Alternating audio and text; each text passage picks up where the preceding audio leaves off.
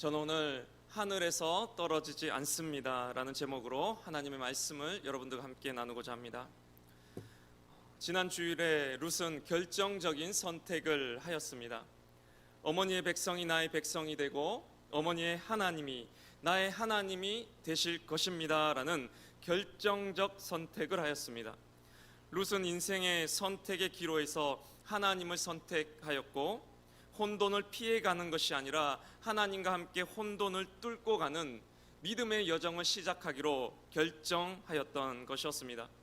그렇게 시어머니와 함께 10년간의 이방 땅 모압에서의 생활을 마치고 이스라엘 땅으로 마침내 돌아오게 되었습니다. 1절의 말씀 다시 한번 다 같이 읽겠습니다. 시작.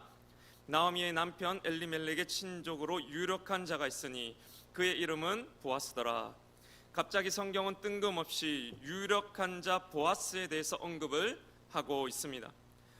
보리 이삭을 주우러 가서 만난 사람이 있었는데 그가 보아스더라가 아닙니다. 아직 시작도 하지 않았고 이삭을 주우러 가지도 않았는데 성경은 새로운 국면의 시작을 이 보아스라는 존재를 알리면서 시작하고 있다라는 것입니다. 제가 학창시절 국어 수업 시간 때 소설의 시점에 대해서 배웠던 것이 순간 기억이 났습니다. 전지적 작가 시점이란 말 여러분들 기억이 나십니까? 소설이 어떻게 흘러갈 것인지를 이미 다 알고 있는 신과 같은 존재의 입장에서 내려보듯이 소설을 기록하는 것을 일컬어 전지적 작가 시점이다라고 말한다라는 것입니다. 저는 오늘 이 본문의 1절의 말씀을 읽으면서 마치 우리들의 인생 이야기가 전지적 하나님 시점으로 쓰여진 이야기 같다라는 생각을 하게 되었습니다. 우리는 늘 도전 앞에서 망설여집니다. 또 무섭고 앞이 캄캄하고 미래가 보이지 않고 한 걸음 내디딜 곳조차 더듬거리고 있는 그런 현실을 우리는 살아가는 것 같지만 우리들의 믿음의 눈을 들고 보면 하나님은 이미 그 모든 것을 굽어보시면서 1절에서부터 그들의 구원자가 될 유력한 자 보아스를 준비하고 언급하고 계시고 있다라는 것입니다. 인사이트라는 영어 단어를 보면 아니라는 단어와 사이트, 보다라는 단어가 결합되어서 통찰이라는 뜻을 의미합니다. 즉 보이지 않는 것을 볼 수 있는 눈을 가지게 될 때 통찰이 우리에게 주어진다라는 것입니다. 나만 이 세상에 있는 것 같고 내가 모든 것을 책임지고 결정해야만 하는 것 같은 1인칭 주인공 시점에서 벗어나서 전지적 하나님 시점으로 우리들의 인생을 바라볼 수 있는 눈을 가진 사람이 바로 크리스천이고 신앙인이다라는 것입니다. 그래서 섭리라는 한자어를 보면 그 섭자를 보면 다스릴 섭자인데 기자가 3개나 등장하는 것을 알 수가 있습니다. 우리들의 기가 몇 개입니까? 우리들의 기는 2개입니다. 그런데 기자가 하나가 더 있다라는 것입니다. 들리지 않는 전지적 하나님 시점의 소리를 들을 수 있는 그 귀가 열릴 때 우리는 그것을 섭리다라고 고백할 수 있게 된다라는 뜻입니다. 오늘은 추수감사절입니다. 인간의 육신으로 할 수 있는 감사에는 여러분 한계가 있습니다. 한 10가지나 감사할 수 있겠습니까? 또 진심으로 마음에서 우러나오는 감사를 할 수가 있겠습니까? 육이 아닌 영의 상태가 될 때 우리는 내 안에 영으로부터 뿜어져 나오는 진정한 감사를 하게 된다라는 것입니다. 그래서 송축해 내 영혼아 만 가지 이유로나 감사해, 이전에 없었던 새 노래로 주님께 감사할 수 있다라는 고백을 할 수 있게 된다라는 것입니다. 보이지 않는 영의 눈으로 인사이트를 발견하고 들리지 않는 영의 귀를 열어 하나님의 섭리를 깨닫게 되는 여러분들이 되시기를 진심으로 바랍니다. 이어서 2절에서 4절까지 말씀 다 같이 읽겠습니다. 시작. 모압 여인 룻이 나오미에게 이르되 원하건대 내가 밭으로 가서 내가 누구에게 은혜를 입으면 그를 따라서 이삭을 주겠나이다 하니 나오미가 그에게 이르되 내 따라 갈지어다 하며 룻이 가서 베는 자를 따라 밭에서 이삭을 줍는데 우연히 엘리멜렉의 친족 보아스에게 속한 밭에 이르렀더라. 마침 보아스가 베들레헴에서부터 와서 베는 자들에게 이르되 여호와께서 너희와 함께 하시기를 원하노라 하니 그들이 대답하되 여호와께서 당신에게 복 주시기를 원하나이다 하니라. 아멘. 드디어 룻과 보아스의 만남이 성사되는 장면의 내용입니다. 하지만 1절에서 보았듯이 이 모든 만남의 배후에 여러분 누가 있었습니까? 바로 하나님의 계획과 선하신 인도하심이 있었다라는 것입니다. 특별히 3절에 보면 인상적인 한 단어가 등장하는데 바로 우연히라는 단어가 등장합니다. 이것은 결코 우연히가 아니었습니다. 하나님의 철저한 인도하심이었습니다. 뜬금없이 찾아온 것이 아니라 빈틈없이 찾아온 하나님의 계획이었다라는 말입니다. 또 이어서 4절에 보면 또 인상적인 한 단어가 등장하는데 마침이라는 단어가 등장합니다. 우연히 룻이 아무 밭에 나갔는데 우연히 그 밭은 보아스의 밭이었습니다. 때마침 보아스가 나와 자기 밭에 이르렀는데 마침 거기에 룻이 있었다라는 말입니다. 우연히와 마침이라는 단어는 하나님의 비밀 작전을 의미합니다. 하나님은 우리들의 인생 가운데 전지적 하나님 시점으로 우리들의 인생을 굽어 살피시며 시기적절하게 절묘한 타이밍으로 우연히와 마침이라는 단어를 우리들의 삶 가운데 등장시키신다라는 것입니다. 하지만 아무에게나 이런 단어가 등장하는 것은 아닙니다. 하나님을 선택했던 룻에게 이 우연히와 마침이라는 단어가 등장했음을 기억하시기를 바랍니다. 자신의 길에 하나님을 억지로 맞추는 사람에게는 이 단어가 등장하지 않습니다. 그것은 우연히 마침이 아니라 하필과 굳이일 것입니다.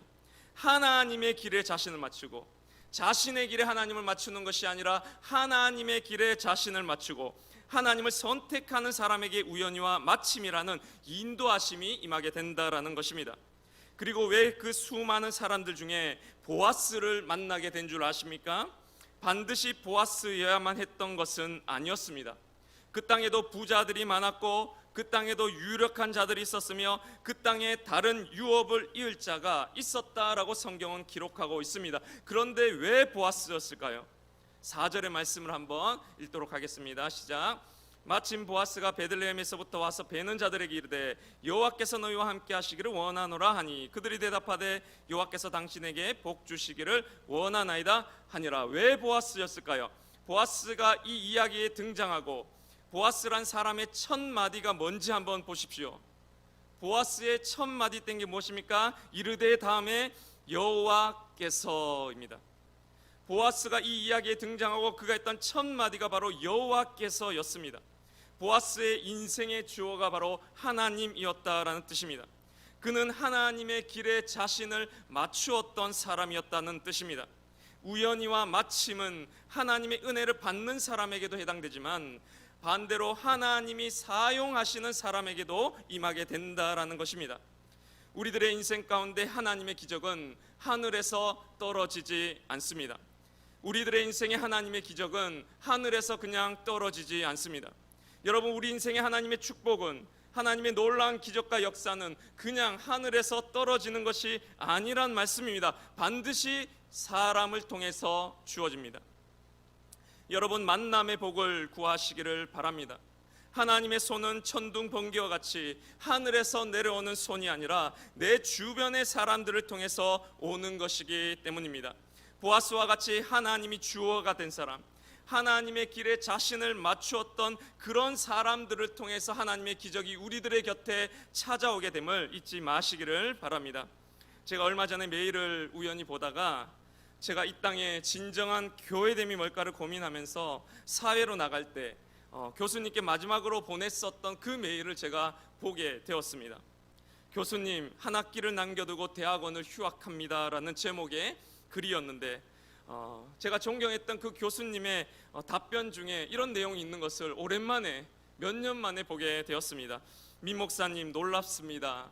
출발은 아주 좋습니다. 그러나 하나님과의 영적 소통에 능한 자, 즉 기도하고 순종하며 성령의 세미한 지도를 따르는 데 능한 목사가 될 때에서야 개척 목회가 가능합니다. 열정은 존중합니다만 영적으로 비만자가 된 선배 목사들하고도 심지어 화평을 유지하면서 창조적인 분리를 시도해 보세요.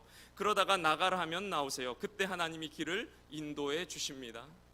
이렇게 그 교수님께서 저에게 답변을 보내주셨습니다. 다시 한번 읽어드릴까요? 하나님과의 영적 소통에 능한 자, 성령의 세미한 지도를 따르는 데 능한 목사가 될 때 개척 목회가 가능합니다. 열정은 존중합니다만 영적으로 비만자가 된 선배 목사들하고도 심지어 화평을 유지하면서 창조적 분리를 시도하세요. 여러분, 우리가 가야 될 길이 어떤 길인지 아시겠습니까? 하나님과의 영적인 소통이 능한 자, 성령의 세미한 지도를 따르는데 능한 사람이 될 때에서야만이 개척 목회가 가능하다는 말입니다. 비단 이것은 목사에게만 해당되는 말이 아닙니다. 여러분, 교회를 떠나서도 여러분들 잘 살 수 있을 것 같으십니까? 아닙니다. 교회는 우리를 지켜주는 울타리와 같은 곳입니다. 가나안 성도는 아무나 하는 것이 아닙니다. 영적 소통이 능하고 성령의 세미한 지도를 따르는데 능한 사람이 되기 전까지는 여러분 떠날 생각을 하지 마시기를 바랍니다. 때로는 교회가 불합리해 보이고 저 같은 목사들에게 불만이 여러분들 많을 수 있겠지만 그런 사람들과도 심지어 화평을 유지하면서 창조적 분리를 시도해 보라라는 것입니다. 이런 지혜로운 성도가 우리는 되어야 된다라는 것입니다. 그러려면 먼저 내가 하나님과 영적 소통이 가능해져야 한다라는 것입니다. 세미한 하나님의 음성을 듣는데 능한 자가 될 때 비로소 우리는 보아스처럼 쓰임을 받게 된다라는 것입니다. 그런 사람을 하나님은 찾고 계십니다. 하나님은 지금 룻과 같이 자신을 선택하여 믿음의 모험을 시작했던 그 사람에게 이제 구원자를 보내줘야 되는데, 사람을 보내줘야 되는데 지금 보낼 사람이 없어 그런 사람을 찾고 계시다라는 말입니다. 찾되 구석구석 눈을 씻으며 졸지도 주무시지도 않으시며 찾고 계십니다. 여러분, 하나님께 쓰임받지 못하면 어떡하나를 걱정하지 마시기를 바랍니다. 내 진로가 앞으로 안 열리면 어떡하나를 여러분 염려하지 마세요. 내가 하나님과의 소통에 능한 자가 되기만 하면 그 사람은 하나님이 귀신같이 찾아내서 사용하신다라는 것입니다. 그런 사람의 앞길은 열립니다. 내가 그런 사람이 못 되어서 문제지, 내가 준비되기만 한다면 하나님은 반드시 그를 사용하시고 보내주신다라는 뜻입니다. 하나님이 이사야를 부르실 때 저 하늘 높은 보좌에서 말씀하시기를 내가 누구를 보내며 누가 우리를 위하여 갈꼬라고 할 때 이사야가 이렇게 말했습니다. 내가 여기 있나이다, 나를 보내소서. 그 말을 했던 그 대답한 그 사람이 쓰임을 받았습니다. 한나가 자식이 없어 하나님께 미친 여인처럼 기도했을 때 자식이 없어서 너가 정말 슬프냐? 나도 슬프다. 나도 내 마음과 내 뜻대로 행할 충실한 자식 한 명이 없어서 나도 아프다라는 그 주님의 마음과 탁하고 심정이 통했을 그때 주님, 저에게 자식을 주십시오. 그 자식을 하나님께 바치겠습니다 했을 그때의 사무엘이 탄생하게 되었던 것입니다. 하나님과 심정이 통하는 그 사람이 쓰임을 받는다는 뜻입니다. 이번 주일까지 이제 감사 편지를 쓴다라고 해서 저도 감사의 제목을 한번 찾아봤습니다. 저희 청년부를 만나게 해주셔서 감사합니다라고 고백을 했습니다. 좋은 청년들을 만나게 해주셔서 정말 감사합니다라고 고백을 했습니다. 이것은 저의 진심입니다. 저는 저희 청년부에 와서 뭔가를 가르치러 온 게 아니라 도리어 내가 배우러 왔구나라는 생각을 할 때가 참으로 많이 있었습니다.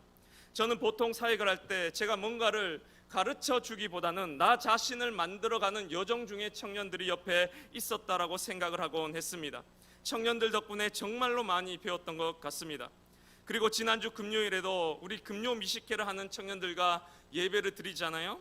예배를 마치고 딱 나가는데 예배당 문 앞에 빵이 한가득 놓여 있는 것이었습니다. 이게 뭔고 했더니 예배에 온 모든 성도들에게 빵과 음료를 포장해서 나누어 주고 있었습니다. 우리 청년들 몇 명이 자발적으로 금요 미식회를 찬조해 주셔서 감사합니다라는 문구를 붙여서 감사의 마음을 표현한 것이었습니다. 금요 미식회도 청년들이 시작했는데 감사빵도 청년들이 자발적으로 하고 있는 모습을 보게 되었습니다.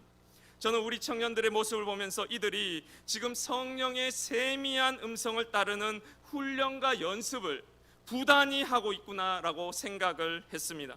그리고 그렇게 한 번, 두 번 순종하고 따르는 훈련을 하다 보면 결국에는 하나님과의 소통에 능한 자가 되어서 하나님이 안 쓰시고는 못 빼기실 보아스와 같이 쓰임받게 될 줄로 확신하게 되었습니다. 여러분, 멈추지 마시기를 바랍니다. 발분하시기를 응원드립니다. 잘하고 있습니다. 그것이 바로 청년의 모습입니다. 하나님의 구원은 이처럼 하나님과 소통이 가능했던 보아스라는 사람을 통해서 성취되었습니다. 하지만 룻도 가만히 있었던 것이 아닙니다. 6절과 7절의 말씀 다 같이 한번 읽어보겠습니다. 시작. 베는 자를 거느린 사환이 대답하여 이르되 이는 나오미와 함께 모압 지방에서 돌아온 모압 소녀인데 그의 말이 나로 베는 자를 따라 단 사이에서 이삭을 죽게 하소서 하였고 아침부터 와서는 잠시 집에서 쉰 후에 지금까지 계속하는 중이니이다. 아멘. 룻은 가만히 있지 않고 움직였습니다. 소리치며 외치며 구하고 찾고 두드리기를 멈추지 않았습니다. 아침부터 와서는 잠시 집에서 쉰 것 외에 지금까지 계속 구하고 있었다라는 뜻입니다. 여러분, 하나님의 응답을 기다리고 계시지 마시기 바랍니다. 보아스가 내 곁에 오기를 앉아서 기도하며 기다리기만 해서는 안 된다라는 말씀입니다. 기도만 하지 말고 움직이시기를 바랍니다. 아침부터 저녁까지 움직여야 보아스가 나타나는 것입니다. 성령님께 물으세요. 그리고 움직이세요. 모든 것이 하나님께 달려있는 것처럼 구하시고 모든 것이 나에게 달린 것처럼 찾으세요. 그렇게 두드릴 때 보아스가 내 곁에 나타나게 되는 것입니다. 가만히 있는 것은 믿음이 아닙니다. 내가 발을 내밀어 요단을 내디딜 때 요단강이 갈라졌습니다. 특별히 하나님을 향해 그 발을 내디디시기 바랍니다. 미켈란젤로의 저 유명한 천지창조의 그림처럼 보아스가 내 앞에 9걸음을 다가왔다고 한들, 사진 한번 보시겠습니까? 네, 확대해서 한번 보겠습니다. 내가 저 손가락을 펴지 않는다면, 보아스가 내 곁에 9걸음을 다가왔다고 한들 아무 일도 일어나지 않는 것이기 때문입니다. 마지막 12절의 말씀에 보면 이렇습니다. 여호와께서 내가 행한 일에 보답하시기를 원하며 이스라엘의 하나님 여호와께서 그의 날개 아래 보호를 받으러 온 내게 온전한 상 주시기를 원하노라 하는지라. 그의 날개 아래 보호를 받으러 온 내게 온전한 상 주시기를 원하노라.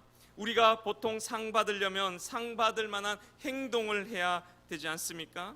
그런데 그 상 받을 만한 행동이 뭐라는 말입니까? 주의 날개 아래 보호를 받으러 온 그 자체가 가장 큰 상 받을 만한 행동이다라는 뜻입니다. 내게로 오라가 하나님의 가장 큰 뜻이라는 말입니다. 큰 자리에 올라서서 영광 돌릴게요.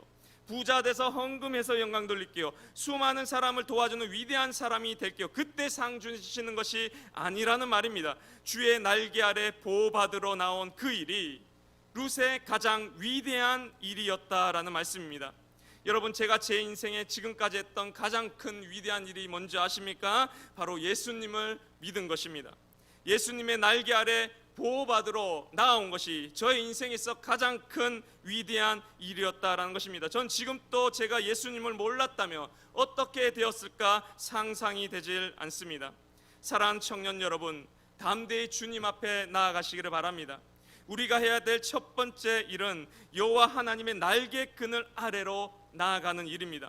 그 사람이 바로 하나님의 상을 받기 합당한 사람이라는 것입니다. 여러분, 오늘 또 이 예배의 자리로 잘 나오셨습니다. 저는 여러분이 어떤 한 주를 살다가 오셨는지는 잘 모르겠습니다. 하지만 누군가는 죄악된 삶을 살다 왔고 누군가는 형편없는 삶을 살다가 왔을 수도 있습니다. 누구는 고통의 시간들을, 눈물의 시간들을, 누구는 시간에 그저 끌려다닌다가 오신 분도 계실 것이고 누구는 버티기를 일주일 동안 하시다가 오셨는지도 모르겠습니다. 하지만 여기에 왔다는 그 사실 하나만으로도 여러분은 하나님께 상 받을 만한 존재이십니다. 주의 날개 그늘 아래 피하러 오신 여러분들을 하나님이 오늘 또 상 주시기를 축복합니다. 상은 이미 예정되어 있습니다. 여러분의 마음을 열고 받으시기만 하시면 됩니다. 꼭 받고 돌아가시기를 바랍니다. 제가 요즘 빠져있는 찬양이 한 게 있는데 충만이라는 찬양을 요즘 굉장히 좋아합니다. 거기에 이런 가사가 있었습니다. 난 예수로 예수로 예수로 충만하네. 세상 모든 것들도 부럽지 않네. 세상 모든 풍파도 두렵지 않네. 이런 찬양이 있습니다. 내게 능력 주시는 자 안에서 내가 모든 것을 할 수 있느니라 할 때 그 능력이 뭔지 아십니까? 우리가 이 능력 얻으려고 교회에 오지 않습니까? 바로 그 능력은 부러워지지 않는 능력입니다. 다른 말로 하면 두렵지 않는 능력이에요. 세상 모든 것들도 부럽지 않네. 세상 모든 풍파도 두렵지 않네. 그 능력입니다. 한마디로 초능력이에요. 뛰어넘을 초자를 써서 모든 환경을 뛰어넘을 수 있는 그 능력을 우리에게 주신다라는 말씀입니다. 혼돈 속에서도 평안을 누리는 그 능력, 바로 언제요? 예수로 충만할 때, 우리가 예수로 충만하게 될 때, 내가 성령으로 충만하게 될 그때, 주의 날개 그늘 아래 피한 자들이 구하고 찾고 두드리, 그때 무엇을 주신다고요? 성령을 주시고 그와 같은 능력을 우리에게 주신다라는 말씀입니다. 13절에 보면 이런 보아스의 말을 들은 룻이 이렇게 대답합니다. 당신이 나를 위로하고 내 마음을 기쁘게 했다라고 말합니다. 이 말을 다르게 표현하면, 내가 너의 말을 들을 때 하나님을 본 것 같았다. 마치 너의 말이 하나님이 나에게 해주시는 음성 같았다라는 말입니다. 하나님의 말씀을 들을 때 우리는 위로를 받고 기쁨이 샘솟습니다. 여러분이 이런 하나님의 말씀을 대언해 줄 수 있는 사람들이 되셨으면 좋겠습니다. 그리고 주변에 이런 하나님의 말씀을 전하는 이들과 가까이 지내실 수 있기를 바랍니다. 오늘 말씀을 정리합니다. 하나님의 구원은 하늘에서 떨어지지 않습니다. 반드시 사람을 통해서 이루어집니다. 보아스와 같이 하나님의 소통에 능한, 성령의 세미한 음성을 들을 수 있는 그런 사람이 쓰임받고 가만히 있지 않고 한 걸음을 내딛는 사람에게 임한다는 것을 기억하시기를 바랍니다. 주의 날개끈을 아래 피하러 나오시길 바랍니다. 매 순간 하루에도 12번 떠도 나오시기를 바랍니다. 그래서 성령으로 충만하십시오. 그래서 능력을 소유하십시오. 그리하여 여러분의 인생 가운데 하나님의 우연히, 하나님의 마침이라는 단어가 등장하시는 그런 한 주를 살아가시는 이 무등의 모든 청년들 되시길 간절히 바랍니다. 기도하시겠습니다.